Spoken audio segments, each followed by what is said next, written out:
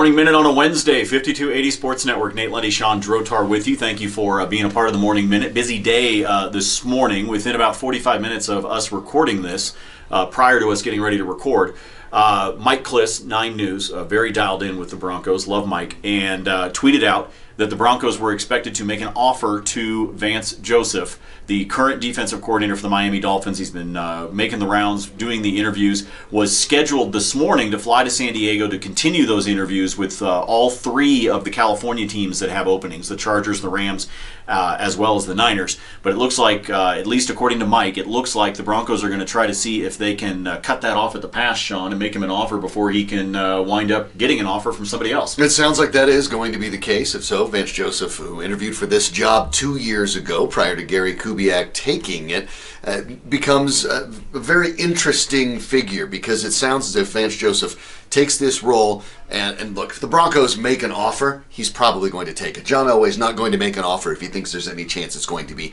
turned down. So I think if the offer comes, that's basically the answer for the Broncos. But it also means that the Broncos may be saying goodbye to Wade Phillips, the architect of one of the best defenses this team's ever had and one of the best the league's ever seen, and certainly the reason that they won Super Bowl 50. So the idea that only a season prior this team was the champion, and then they move away not only from their head coach for health reasons, which is different, but willingly move away from their defensive coordinator, one that the players like, the players want to stay. That part, Nate, gives me not only pause, it makes me concerned. Yeah, but if they're talking about promoting Joe Woods, he's the architect of the no-fly zone. So I think you can see some reasons why this isn't necessarily cause for panic. I do know that there are a number of Broncos fans, and you watching may be one of them, that were thinking about getting out a bottle of gasoline and setting yourself on fire if this team did not hire Kyle Shanahan. Pump the brakes, put the gasoline away. Life is going to be okay. I've said it many times. I've said it on the radio show, weekday mornings, Mile High Sports Radio, 7 a.m. to 9 a.m.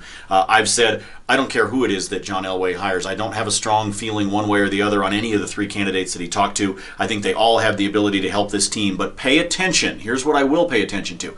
Pay attention to what does happen with the coordinator positions, not just with defensive coordinator, as Shawn just talked about, with whether Wade Phillips stays. Do they promote Joe Woods? Is it someone completely different that winds up coming? Pay attention to the offensive coordinator as well. We all know what the struggles were with this offensive side of the ball for the Broncos this past season, with the young quarterback core and also the problems on the offensive line, questions on play calling, etc. Is it Mike McCoy? Do we see McCoy make a return to Denver, or is there another name that winds up popping up? So if Vance Joseph winds up being the next head coach, pay attention to those coordinator positions, because in the current NFL scenario, Shawn, those are just as important. Who knows? We may wind up doing an amendment to this video by the time the day is over, but thank you for stopping by. We'll keep you up to date on Twitter. He is at @SDrotar. I'm at Nate Lundy. Also, milehighsports.com, 5280sportsnetwork.com will get you all the latest as the Broncos continue to fill the head coaching job as well as the coordinator positions here in the 2017 off season. We will talk with you for sure tomorrow morning, if not sooner.